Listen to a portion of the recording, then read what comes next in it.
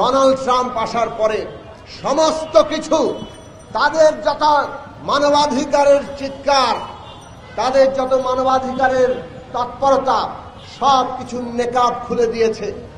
Donald Trump রাষ্ট্রপতি হওয়ার পরে বললেন ওই গাজাকে একটা প্রমোদ নগরী হিসেবে তিনি বানাতে চান, এবং নেতানিয়াহু সেই প্রমোদ নগরী গড়ে তোলার জন্য সমস্ত ফিলিস্তিনিকে হত্যা করার মিশনে নেমেছেন।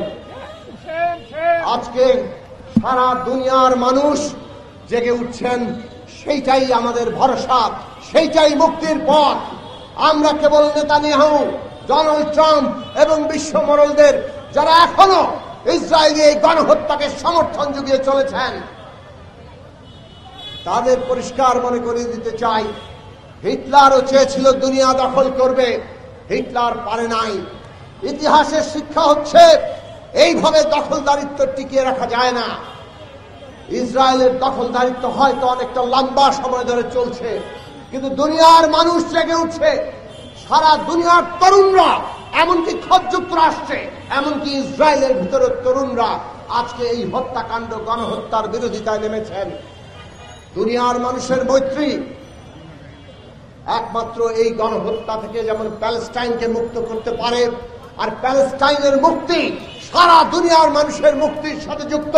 প্যালেস্টাইনকে ওইভাবে গণহত্যার শিকার করে তাকে ওইভাবে বন্দিশালায় আটকে রেখে দুনিয়ার কোন মানুষ মুক্ত থাকতে পারে না। বন্ধুরা আমার, আমরা পরিষ্কার করে বাংলাদেশের জনগণের পক্ষ থেকে জাতিসংঘের কাছে আহ্বান জানাই, এই যে শক্তিধর রাষ্ট্রদের ক্রীড়নায়কের ভূমিকায় জাতিসংঘ থাকে, সেখান থেকে বেরিয়ে আসুন। সারা দুনিয়ার মানুষের যে কণ্ঠ, আজকে ওই গণহত্যা বন্ধ করতে হবে, সেই কণ্ঠ অনুযায়ী আপনারা ভূমিকা রাখুন। অবিলম্বে এই গাজায় গণহত্যা বন্ধ করতে সমস্ত ধরনের উদ্যোগ গ্রহণ করুন।